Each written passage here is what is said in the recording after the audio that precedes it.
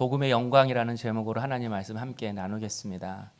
헤르만 헤세의 작품 데미안을 보면 초등학생이었던 주인공 싱클레어가 동네 골목대장이었던 크로모에게 과수원의 사과를 자신이 훔쳤다고 당당하게 말합니다. 이렇게 말해야만 자신을 무시하지 않고 자신을 마치 뭔가 있는 것처럼 대단히 여길 것 같아서 그렇게 당당하게 말했습니다. 이것이 바로 허영이죠. 자신을 드러나기 위해서, 남에게 인정받기 위해서 자신을 과시하는 것입니다. 그러나 이 이야기를 들은 크로머는 이 싱클레를 인정해 주기보다는 만날 때마다 돈을 주지 않으면 과수원 주인에게 이 사실을 알리겠다고 협박을 했습니다. 그래서 싱클레어는 친구 데미안을 만나기 전까지 그를 만날 때마다 돈을 주면서 불안함 속에서 괴로운 나날을 보내야 했습니다. 이것이 허영의 결과입니다. 자신의 연약함을 감추거나 남에게 인정과 칭찬을 끊임없이 받기 위해서 평생 자신의 돈과 열정을 바치며 살아가는 것이죠. 그래서 허영의 뜻이 헛된 영광, 거짓 영광이라는 의미입니다. 나는 영광스러운 삶을 살았다고 하지만 하나님 보시기에는 헛된 삶이다, 거짓된 삶이다, 이걸 말하는 것이죠. 겉은 화려합니다. 옷도 집도 차도 학력도 지유도 다 괜찮고 멋있어 보입니다. 그런데 마음속에는 불안과 염려와 온갖 상처와 채워지지 않는 갈증과 사람들과의 갈등이 있습니다.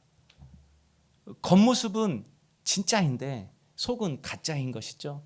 그래서 허영을 다른 말로 베인글로리, 빈 영광, 껍데기 영광, 가짜 영광이라고도 이야기를 합니다. 그러나 이 허영의 문제는 한두 사람만의 문제가 아닙니다. 사람은 누구나 높아져서 자신을 드러내고 싶은 욕구가 있습니다. 그리고 그 욕구를 가능하게 해주는 것이 돈과 명예와 권력입니다. 그래서 어떤 사람은 돈을 통해서, 어떤 사람은 높은 지위나 명성을 통해서, 어떤 사람은 힘과 권력으로 자신을 과시해서 남들의 칭찬과 인정을 받으려고 합니다. 저 사람 나와 다르네, 저 사람 와 대단하다, 이 소리를 듣고 싶은 것이죠. 그래서 사람들은 언제나 돈과 높은 지위와 권력과 힘을 갈망합니다. 참새가 방앗간을 그냥 지나칠 수가 없는 것처럼 그런 거죠. 그런데 여러분, 이런 허영의 유혹이 오늘 본문에 보면 제자들에게도 찾아왔습니다. 20절에 세베대의 아들들의 어머니가 예수님께 찾아와서 부탁을 했습니다. 세베대의 아들의 어머니라는 것은 형제 야고보와 요한의 어머니를 말합니다. 그녀가 예수님에게 찾아와서는 주님이 예루살렘에 입성하셔서 로마를 무너뜨리고 주의 영광스러운 나라를 세우실 때에 내 이 두 아들들을 하나는 좌편에 하나는 우편에 앉게 해달라고 자리 청탁을 하는 것입니다. 가장 높은 자리를 달라고 어머니가 부탁을 하는 것이죠. 그런데 여러분, 오늘 본문의 내용과 똑같이 마가복음에도 이 내용이 기록되어 있습니다. 그런데 마가복음을 보면요, 어머니가 아니라 야고보와 요한이 직접 예수님께 청탁했다라고 나옵니다. 어느 본문이 맞는 거죠? 둘 다 맞습니다. 22절을 보면요, 예수께서 대답하여 이르시되 너희가 구하는 것을 알지 못하는도다라고 말씀합니다. 자리 청탁은 누가 했어요? 어머니가 했어요. 그런데 예수님이 대답하여 이르시되 누구한테 지금 대답해 주고 있는 거예요? 대답은 야고보와 요한에게 하고 있는 것입니다. 한마디로 이 자리 청탁의 배후에는 야고보와 요한이 있었다라는 것입니다. 왜냐하면 야고보와 요한의 어머니의 이름이 살로메인데 사복음서를 찾아보면 살로메가 예수님의 모친 마리아와 사촌 관계입니다. 한마디로 예수님의 이모인 거죠. 그래서 야고보와 요한은 제자인 자신이 직접 예수님께 부탁하는 것보다 누가? 이모가 조카에게 부탁하는 것이 훨씬 영향력이 있을 것 같아서 어머니에게 그렇게 청탁을 하라고 부탁을 한 것입니다. 그래서 예수께서 27절에 보면요, 너희 중에 으뜸이 되고자 하는 자는 이라고 말씀하셨습니다. 여기서 으뜸이라는 것은 지위나 계급에 있어서 가장 높은 자리를 말합니다. 한마디로 야고보와 요한의 마음속에는 으뜸이 되고자 하는 허영의 욕구가 있었습니다. 하지만 여러분, 야고보와 요한은 12명의 제자 중에 베드로와 함께 수제자 그룹에 속하는 제자들이었습니다. 또 마가복음에 보면 이 야고보와 요한의 집에는 배가 있었다고 합니다. 베드로와 안드레는 그물을 버리고 떠났다고 하지만 이 야고보와 요한은 배를 버리고 떠났대요. 아버지를 버리고 떠났대요. 아버지는 재산을 버리고 떠났다, 이 말과 같은 거잖아요. 그리고 집에 품꾼도 있었습니다. 한마디로 야고보와 요한의 집은 부자였던 것이죠. 게다가 이 요한은 다른 어떤 제자들보다 주님의 사랑을 받았습니다. 그래서 요한이 자신의 요한복음에서 항상 자기 자신을 표현할 때에는 주께서 사랑하시는 자라고 자신을 그렇게 표현했어요. 제자들도 자기 자신도 주님께 가장 사랑을 많이 받고 있었다는 것을 알고 있었죠. 이처럼 여러분, 야고보와 요한은 주님의 사랑과 인정을 받는 수제자였습니다. 그들은 남부를 것이 없는 부자였습니다. 그런데 그것으로 만족이 안 되는 것입니다. 베드로보다 더 높은 자리에 오르고 싶은 것입니다. 다른 사람들보다 더 빛나고 싶은 것입니다. 많은 사람들 앞에서 자신이 영광스럽고 싶은 것입니다. 그러나 주님은 22절에서 너희가 구하는 것을 알지 못하는도다라고 말씀합니다. 너희가 구하는 것은, 너희가 지금 추구하는 것은, 너희가 지금 바라는 것은 알지 못한다. 이 말이 뭐죠? 헛된 것이다. 헛된 영광이다. 그건 가짜다. 그건 진짜가 아니다. 너희가 구하는 것은 허영에서 나오는 것이다. 이것을 지적하고 있는 것입니다. 여러분, 주님은 왜 이렇게 허영을 경계하시는 것입니까? 먼저 허영은 자신의 영혼을 망가뜨립니다. 26절에 보면요, 너희 중에 으뜸이 되고자 하는 자, 너희 중에 크고자 하는 자는 너희를 섬기는 자가 되고라고 이야기를 합니다. 여기서 섬기다라는 이 단어가 심부름을 가다라는 이 단어에서 유래했습니다. 그러니까 섬긴다라는 건 뭐예요? 심부름을 잘하는 거예요.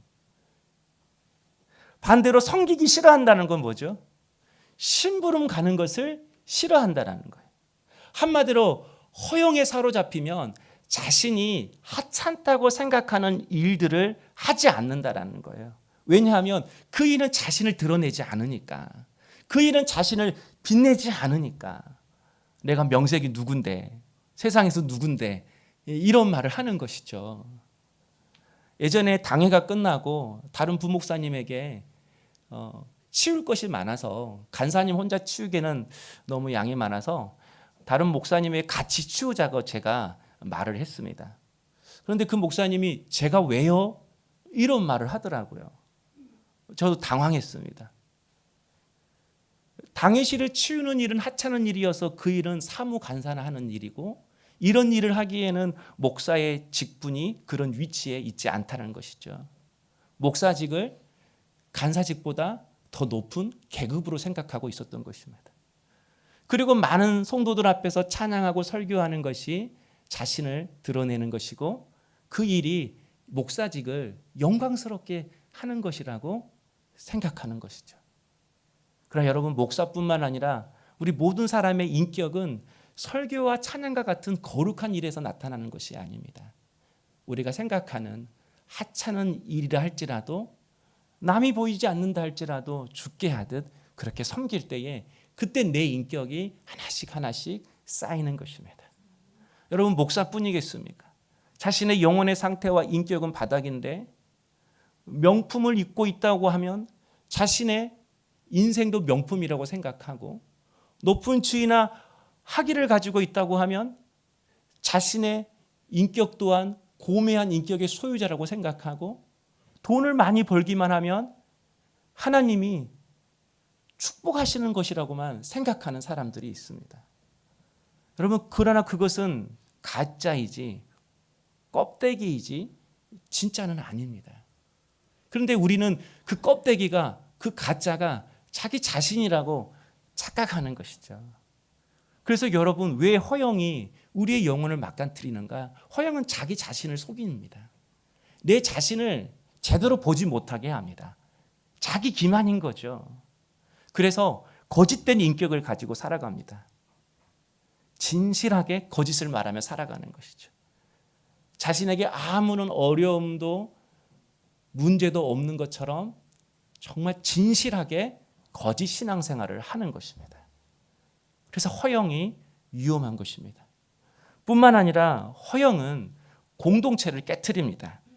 27절에 너희 중에 으뜸이 되고자 하는 자는 너희의 종이 되어야 하리라 라고 말씀합니다. 여기서 종이라는 것은 헬라어로 둘로스를 말합니다. 철저하게 주인의 애속된 종을 말합니다. 주인의 말이면 무조건 순종해야 되고 필요하다면 주인을 위해서 생명까지 바치는 그런 종인 것입니다. 그런데 허영에 사로잡히면 종이 되기를 싫어합니다. 주인의 생각보다, 주인의 판단보다 자신의 생각과 결정이 훨씬 낫다고 생각하는 것이죠. 그래서 항상 자기 자신을 주장하고 자신보다 지혜로운 사람, 권위자의 말에 따르는 것을 못마땅해 합니다. 마치 사춘기 자녀가 엄마한테 보이는 반항적인 태도와 같은 것이죠. 엄마, 나도 알아. 엄마 때와 지금은 달라. 지금 세상은 그렇지 않아. 실상은 없는데 아는 척하면서 위세를 부리는 거죠. 공동체의 분위기나 사람의 관계는 안중에도 없습니다. 자신만 드러나야 하기 때문에 약자 앞에서 무례하기 짝이 없는 것이죠. 그래서 여러분, 허영은 언제나 잘나고 능력 있는 사람에게서만 나타나는 것이 아닙니다. 약하고 부족한 사람에게 오히려 더 자주 나타납니다. 이 모습이 나일 수 없고 또 다른 사람이 나를 인정해 주지 않으면 어떻게 하나라는 그 두려움 때문에 자신을 숨기려고 하는 것이죠. 그래서 항상 자신을 부풀리는 것입니다. 과시하는 것입니다. 가면을 쓰는 것입니다. 하지만 이렇게 가면을 쓰고 함께 신앙생활하는 공동체가 어떻게 진정한 공동체가 될 수 있겠습니까? 여러분이 진실하지 못하고 서로의 모습을 숨기면서 우리가 함께 신앙생활한다면 어떻게 물된 동산교회가 진정한 하나님이 기뻐하시는 교회가 될 수 있겠습니까? 조직을 없애고 다르게 해본다고 백날 노력해도 우리가 스스로에게 진실하지 못하고 자꾸 자기 자신을 숨기면서 함께 공동생활을 한다면 어떻게 그것이 교회라고 말할 수 있겠습니까? 서로의 약함과 고민을 숨기는 부부가, 서로의 진실한 모습을 드러내지 않는 부부가 어떻게 진정한 가정을 만들 수 있겠습니까? 그리고 그런 부모 밑에서 자라나는 우리의 자녀들이 어떻게 진실한 인격의 소유자가 될 수 있겠습니까? 그런 의미에서 허영은 단지 어떤 심리적인 현상이나 어떤 증이나 사회적인 문화가 아닙니다. 허영은 죄입니다. 자신의 영혼을 망가뜨리고 공동체와 가정을 깨트리는 죄인 것입니다. 세상이 왜 이렇게 다툼과 전쟁이 많은 것입니까?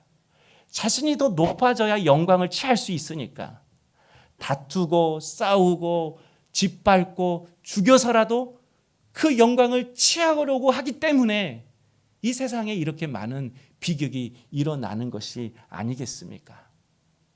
무엇보다 이 허영은 하나님의 영광을 가로채는 죄입니다. 내 자신을 드러내는 것이 중요하니까 하나님보다 나를 더 돋보이는 것, 나를 더 빛나게 하는 것, 나를 더 높게 오르는 것을 사랑하고 그것을 의지하고 그것을 따르는 것이죠. 그리고 하나님이 아닌 그것들을 자랑하며 사는 것이죠. 그래서 허영은 우상 숭배와 아주 밀접한 관련이 있는 것입니다.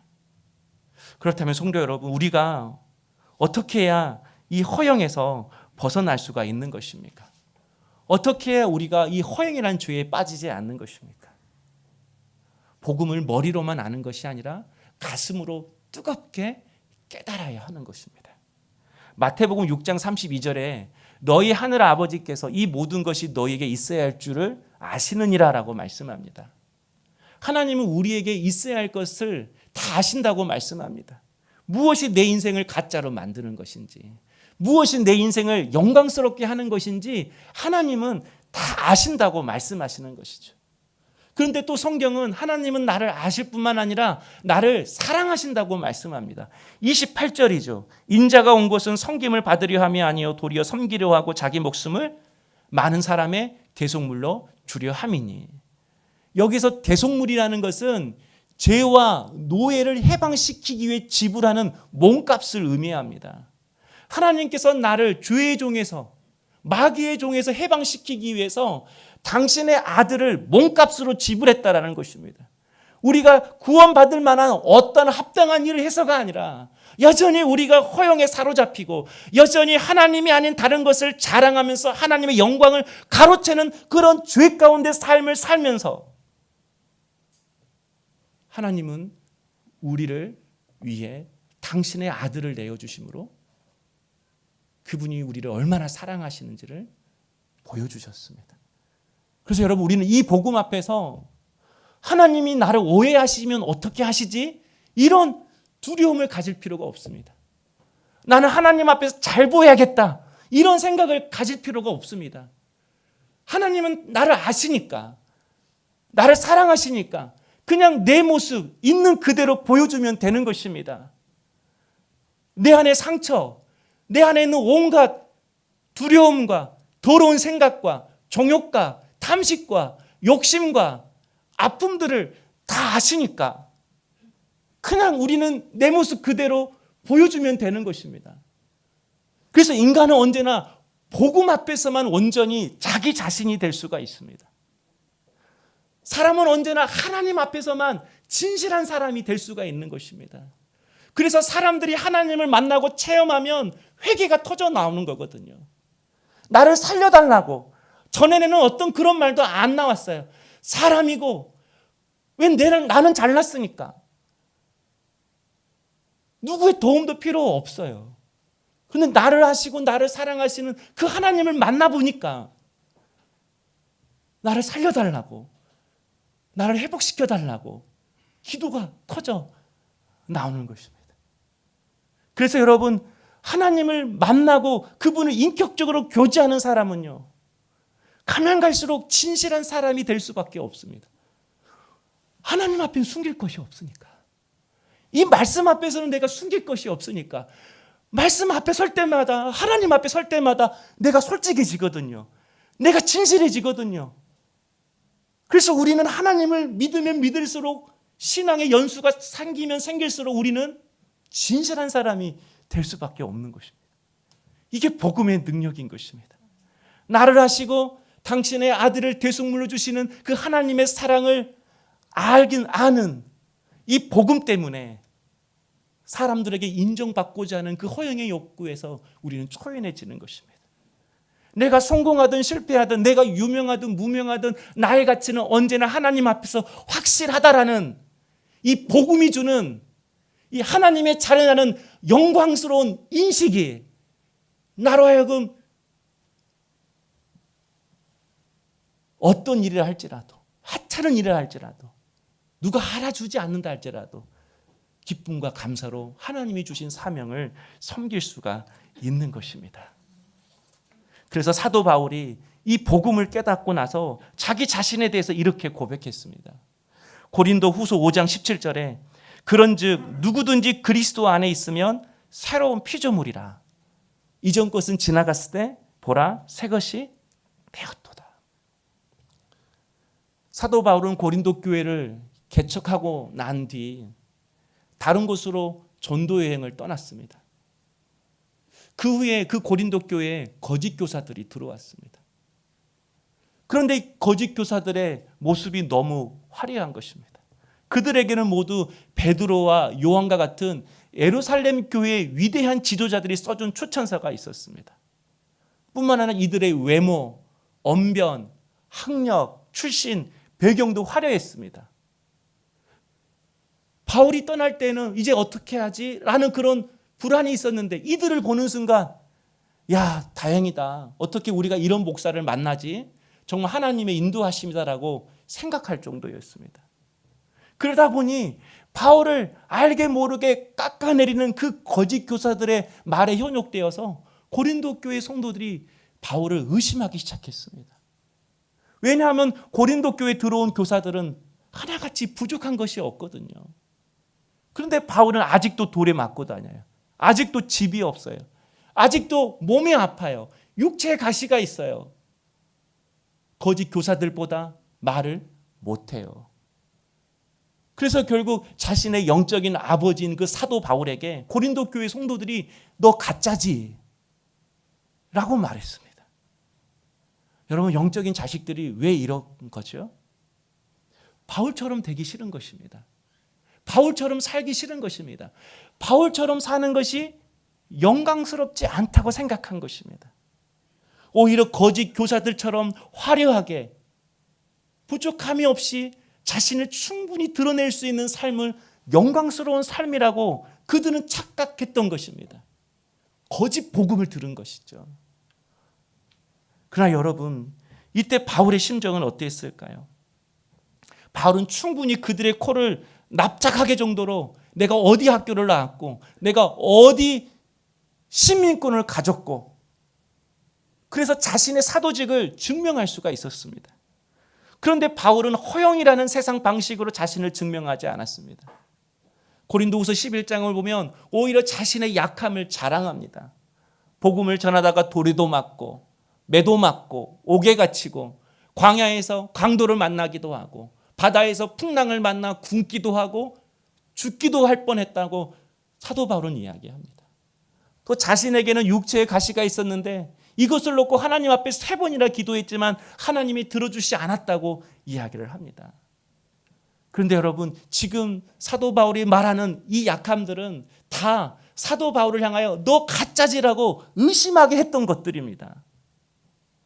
그런데 사도 바울은 그것을 말하는 것이죠. 오히려 이런 상황이면 야, 나는 명문 가말리엘 학파 출신이야. 나는 로마 시민권자야. 그리고 나는 천국도 갔다 왔어. 귀신도 쫓아내고 죽을 병도 살렸어. 그래서 나는 굳이 기도하지 않아도 돼. 나는 생각만 해도 하나님이 아셔. 이렇게 말해야만 자신을 증명하고 의심을 풀어줄 수가 있는 것이죠. 그런데 사도 바울은 약함을 자랑합니다. 오히려 이 약함이 자신의 인생을 영광스럽게 만들었다고 이야기하고 있습니다. 이유가 뭐죠? 뭐가 잘났길래? 사도 바울은 도대체 뭔가 대단한 것을 숨겼길래 이렇게 자신의 약함을 당당하게 말하는 것입니까? 바로 대속물이신 예수 그리스도 인하여 내가 새로운 피조물이 되었다라는 이 복음 때문입니다. 그런즉 누구든지 그리스도 안에 있으면 새로운 피조물이라. 나는 약하지만 나는 언제나 그리스도 안에서 새로운 피조물이야. 몸은 늙어가고 나는 계속 들어서 나는 갈수록 내 겉모습은 후패해지지만 내 안에 계신 예수 그리스도께서 내 속사람을 날마다 새롭게 하셔 내 영혼을 날마다 기쁘게 하셔. 나는 연약하지만 하나님은 그 약함을 통해서 나를 겸손케 하시고 오히려 더 큰 능력으로 역사하셔. 그렇기 때문에 나의 약함은 나의 수치가 아니라 내가 하나님의 사랑과 그분의 선하심과 그분의 능력을 경험하는 통로야. 바울은 이것을 아는 것입니다. 이 복음을 가슴으로 깨달은 것입니다.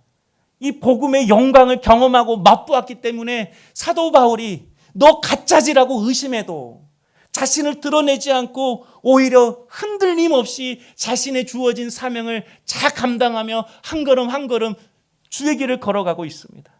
그러니까 여러분, 이 사도 바울은 가짜 영광으로 승부를 보는 것이 아니라 나 진짜 영광으로 승부 보며 살아갈 거야 라고 말하고 있는 것입니다. 능력이 없어도 가진 것 없어도 때론 아파도 이것이 하나님이 역사하시는 데는 아무런 상관이 없고 나의 실패는 하나님의 실패가 아니기에 하나님은 지금도 연약한 나를 통해서 역사하시고 일하고 계셔. 당신의 연약감을 통해 그 하나님의 위대하심을 드러내고 싶은 것입니다. 오히려 자신이 약해지면 약해질수록 하나님은 더 위대해지시니까 바울은 자신의 이 약하지만 영광스러운 삶을 통하여 하나님 그 위대하심을 드러내고 싶은 것입니다. 여러분, 이것이 예수 믿는 사람입니다. 예수 믿는 사람이 이것을 모르면 나이가 들고 늙어가고 아프고 돈이 없고 평범하게 사는 것이 괴로운 것입니다. 싫은 것입니다. 비참해지는 것입니다. 그러나 이 비밀을 아는 사람은 나이가 들수록 연약해질수록 더 견고해지고 더 멋있고 더 기쁘고 더 영광스러워지는 것입니다. 그래서 사도 바울이 고린도후서 12장 11절에서 내가 아무것도 아니나 지극히 크다는 사도들보다 조금도 부족하지 아니하리라. 사도 바울은 나는 아무것도 아니다라고 이야기합니다. 아무것도 아니나. 여러분도 아무것도 아닙니까? 여러분도 나는 아무것도 아닙니다라고 이렇게 말할 수 있습니까? 그런데 여러분, 동시에 나는 지극히 크다는 사도들보다 부족함이 없느니라. 아무것도 아닌데 자신은 지극히 크대요. 여러분, 이 복음의 비밀을 아시겠어요? 이 복음의 비밀을 여러분 깨달았어요? 이것을 깨달아야 합니다. 나는 아무것도 아니지만 가장 가치 있는 자다. 나는 아무것도 없지만 가장 부유한 자다. 나는 가장 약하지만 나는 강한 자다. 이게 복음인 것입니다. 이걸 깨달아야 하는 것입니다. 이게 이해가 되어져야 하는 것입니다. 그래야 흔들리지가 않는 것입니다. 바로 이 복음의 비밀을 깨달은 사람이 하나님의 형상으로 회복된 사람인 것입니다. 사랑하는 성도 여러분, 예수님께서 우리의 대속물이 되어주셨습니다. 우리에게 필요한 복들을 주신 것이 아니라 예수님 자신이 제물이 되어서 우리를 어둠에서 해방시켜 주셨습니다. 이 말은 예수님 자신이 우리의 복이 되어 주셨다라는 말씀인 것입니다. 예수님 때문에 얻는 그 무엇이 아니라 예수님 자신이 우리에게 복음이 되시고 복이 되어 주셨다라는 것입니다.